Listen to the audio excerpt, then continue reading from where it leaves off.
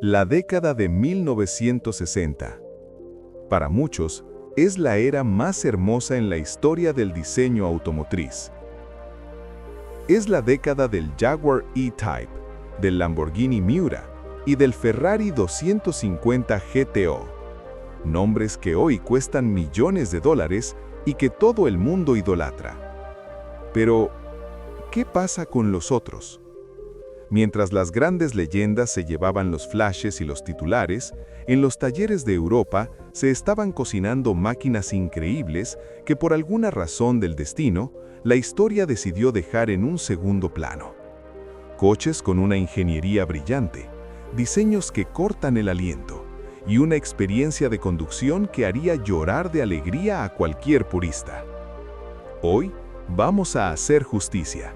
Vamos a alejarnos de los caminos trillados y analizar los 10 deportivos europeos más subestimados de los años 60. Coches que podrías haber comprado por una fracción del precio de un Ferrari, pero que te daban el mismo alma, o incluso más. Prepárate, porque después de este video vas a querer vaciar tu cuenta bancaria para encontrar uno de estos. Número 10. El Lancia Fulvia Coupé. Empezamos nuestro viaje en Italia, pero no con el cabalino rampante, ni con el toro de Sant'Agata. Nos detenemos en una marca que en aquel entonces era el símbolo máximo de la sofisticación técnica: Lancia. A mediados de los 60, apareció el Lancia Fulvia Coupé. A simple vista, parece un coche pequeño, elegante y quizás algo inofensivo. Pero no se dejen engañar por sus líneas limpias y su cabina acristalada. Bajo ese capó se escondía una de las piezas de ingeniería más extrañas y maravillosas de la época. En lugar de un motor común, el Fulvia utilizaba un motor V4 de ángulo muy estrecho, apenas unos 12 o 13 grados. Era un motor tan compacto que utilizaba una sola culata para ambos bancos de cilindros. Y lo más revolucionario para un deportivo de esa era tracción delantera. Muchos puristas de la época se rieron de la tracción delantera, diciendo que no era para deportivos de verdad. Pero Lancia le cerró la boca en las etapas de rally más difíciles del mundo. El Fulvia era una joya de precisión. Su motor V4 montado longitudinalmente por delante del eje delantero le daba un equilibrio y una tracción que humillaba a coches mucho más potentes en carreteras reviradas. ¿Por qué es subestimado? Porque a menudo queda a la sombra del Alfa Romeo Giulia, su eterno rival. Pero el Fulvia tiene algo que el Alfa no tiene: una elegancia técnica casi obsesiva. Cada tornillo, cada ajuste de la suspensión se sentía como si hubiera sido diseñado por un relojero suizo. Conducir un Fulvia hoy es entender que la potencia no lo es todo. Es sentir la respuesta inmediata de su motor pequeño pero rabioso y disfrutar de una visibilidad de 360 grados mientras devoras curvas cerradas en los Alpes. Es, sin duda, la compra inteligente para quien busca estilo italiano sin los clichés de siempre. Este es solo el primero de nuestra lista. Un coche que demostró que se puede ganar rallies con clase. Pero lo que viene a continuación es un coche británico que pesaba menos que una pluma y que cambió para siempre la forma en que entendemos el manejo de un deportivo. ¿Sabes de qué coche hablo? Quédate con nosotros. Número 9. El Lotus Elan. Si existe un coche que defina la palabra pureza en toda la historia de la automoción, es este: el Lotus Elan. A menudo, cuando pensamos en los años 60, imaginamos motores gigantes y mucho cromo. Pero un hombre llamado Colin Chapman tenía una filosofía diferente. Simplifica y luego añade ligereza. El Elan fue la culminación de esa idea. Mientras que otros fabricantes intentaban ganar velocidad añadiendo caballos de fuerza, Lotus decidió ganar velocidad eliminando el peso. Imaginen un coche que pesa apenas unos 680 kilogramos. Eso es menos que muchos coches de juguete actuales. Gracias a su chasis de viga central de acero y su carrocería de fibra de vidrio, el Elan era tan ligero que no necesitaba un motor enorme para ser increíblemente rápido. Utilizaba un motor de 1.6 litros con doble árbol de levas derivado de Ford, pero perfeccionado por Lotus, que entregaba unos modestos 105 caballos. Pero aquí está el secreto. En una carretera de curvas, esos 105 caballos se sentían como si fueran 300. El Elan fue el primer coche de producción en utilizar una configuración que hoy damos por sentada: suspensión independiente en las 4 ruedas, frenos de disco en las 4 ruedas y un motor de alto rendimiento. Conducir uno es una experiencia casi telepática. El coche no solo gira, el coche parece adivinar tus pensamientos antes de que muevas las manos. ¿Por qué es subestimado hoy en día? Quizás porque su tamaño es diminuto o porque su fragilidad mecánica le dio una reputación complicada. Pero no se equivoquen, el Mazda MX-5 Miata, el deportivo más vendido de la historia, fue diseñado específicamente intentando copiar la magia de este Lotus. Si compras un Elan hoy, no estás comprando solo un coche viejo, estás comprando el estándar de oro del manejo deportivo. Es una máquina que te enseña que la verdadera velocidad no se siente en el pecho cuando aceleras en una recta, sino en las yemas de tus dedos cuando trazas la curva perfecta. Número 8. El Triumph GT6. Avanzamos en nuestra lista y nos quedamos en Inglaterra, pero cambiamos de filosofía. Si el Lotus era un bisturí, el coche que sigue es un pequeño martillo de seda, el Triumph GT6. A menudo se le conoce como el Jaguar E-Type de los pobres, y aunque ese apodo puede sonar un poco cruel, en realidad es el mayor cumplido que alguien podría hacerle. Diseñado por el legendario Giovanni Michelotti, el GT6 era la versión coupé del popular Spitfire, pero con un as bajo el brazo, un motor de 6 cilindros en línea. Imaginen la elegancia de un diseño italiano, la robustez de la ingeniería británica y el sonido glorioso de 6 cilindros trabajando en armonía. En una época donde la mayoría de los deportivos pequeños usaban motores de 4 cilindros que vibraban y gritaban, el GT6 ofrecía una suavidad y un torque que lo hacían sentir como un gran turismo miniatura. El problema fue que en su lanzamiento, la prensa fue dura con él debido a su suspensión trasera inicial, que podía ser, digamos, traicionera en manos inexpertas. Eso hizo que muchos compradores se alejaran. Sin embargo, con las versiones posteriores, como el MK2 y el MK3, Triumph arregló esos problemas, creando un coche que era rápido, hermoso y sorprendentemente cómodo para viajes largos. Es un coche subestimado porque siempre vivió a la sombra del MGB o de su hermano mayor, el ET. Pero hoy, el GT6 es una joya escondida. Ofrece esa silueta clásica de capó largo y cola corta que todos amamos, pero con un mantenimiento mucho más sencillo que el de un Jaguar. Comprar un GT6 hoy es una declaración de principios. Es decir, que valoras el estilo y el sonido por encima de la fama. Es tener la belleza de un diseño italiano con el alma de un corredor británico, todo en un paquete que todavía puedes permitirte sin vender un órgano. Número 7. El Volvo P1800.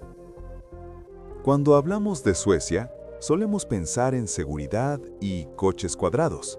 Pero en 1961, Volvo decidió romper con todo y fabricar uno de los cupés más bellos de la historia, el Volvo P1800. Este coche es la definición de subestimado, porque durante mucho tiempo la gente no sabía si era un deportivo real o simplemente un coche de lujo lento.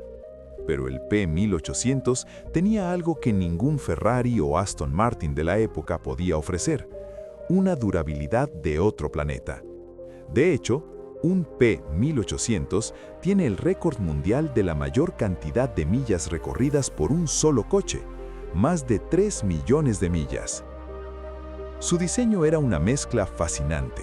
Aunque era sueco, las primeras unidades se ensamblaron en Gran Bretaña y el diseño original fue gestado en Italia, en los estudios de Pietro Frua. Tenía esas aletas traseras sutiles, un morro elegante y un interior que parecía la cabina de un avión de lujo de los años 60. Se hizo famoso en la televisión gracias a la serie El Santo, protagonizada por un joven Roger Moore. Sin embargo, los entusiastas de la velocidad lo ignoraron porque su motor de 4 cilindros no era explosivo. Pero ahí es donde se equivocaban.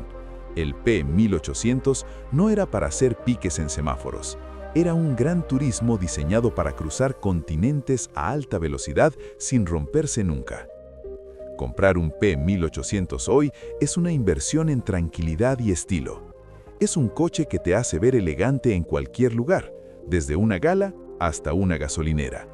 Es la prueba de que un deportivo no necesita ser frágil para ser emocionante. Es, sencillamente, el coche eterno. Número 6. El Alfa Romeo Giulia GTE, Sprint GTE. Si Italia tuviera un corazón hecho de metal y gasolina, probablemente se parecería al motor de un Alfa Romeo Giulia GT.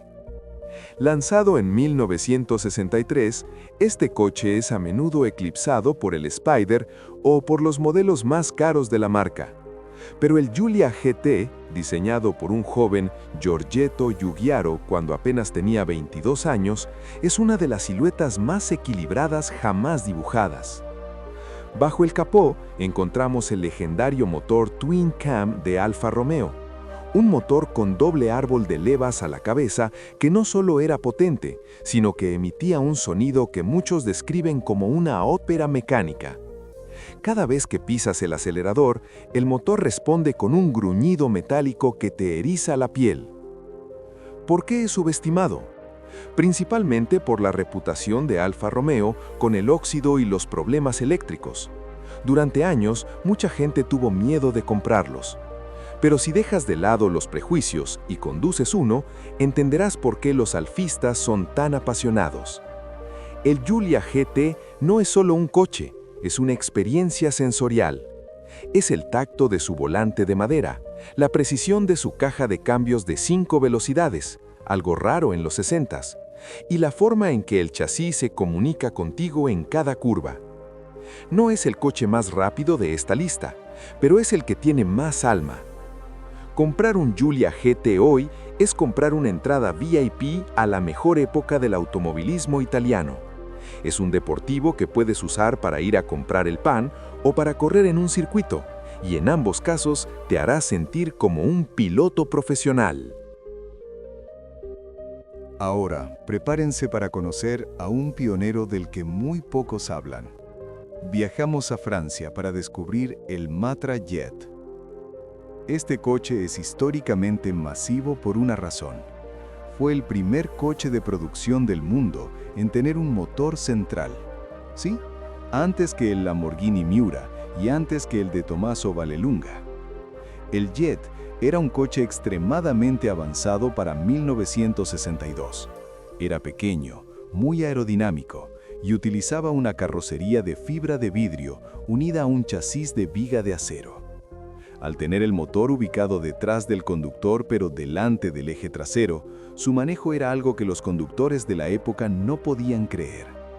Mientras que los Porsche de entonces intentaban matarte con sus motores traseros, el Matra Jet era estable, ágil y predecible. A pesar de su importancia histórica, el Jet quedó en el olvido para el gran público. Utilizaba motores Renault que no eran especialmente potentes, lo que hizo que la gente lo viera más como un experimento que como un deportivo serio. Pero hoy es una pieza de colección absoluta. Es subestimado porque la marca Matra ya no existe como fabricante de coches y su nombre no tiene el peso de Ferrari. Pero si buscas algo realmente único, algo que deje a todos en una concentración de coches clásicos preguntándose ¿qué es eso?, el Matra Jet es la respuesta. Es tecnología de carreras francesa, vestida de calle. Número 4. El Sunbeam Tiger. Si te gustan los coches con personalidad dividida, el Sunbeam Tiger es tu máquina ideal. Imaginen un pequeño y elegante descapotable británico, el Sunbeam Alpine, que era conocido por ser, bueno, un poco lento. Pero entonces, alguien tuvo una idea loca. ¿Y si metemos un motor V8 americano de Ford dentro de este pequeño coche inglés? El resultado fue el Tiger. Fue una receta muy similar a la del Shelby Cobra, y de hecho, el mismísimo Carroll Shelby estuvo involucrado en el prototipo inicial. El Tiger es subestimado porque mucha gente lo confunde con el Alpine de 4 cilindros, pero cuando pisas el acelerador, la diferencia es brutal. Tienes el manejo ligero de un deportivo europeo, combinado con el torque y el sonido atronador de un V8 de Detroit. Era un lobo con piel de cordero. Comprar un Tiger hoy es tener lo mejor de dos mundos. Es un coche que sorprende a cualquiera en un semáforo y que suena como el fin del mundo. Es la fuerza bruta americana envuelta en elegancia británica.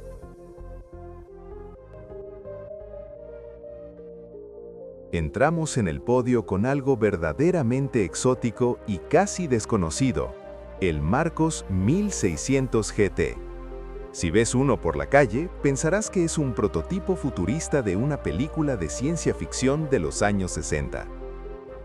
Lo que hace que este coche sea increíblemente subestimado es su construcción. Su chasis estaba hecho de madera.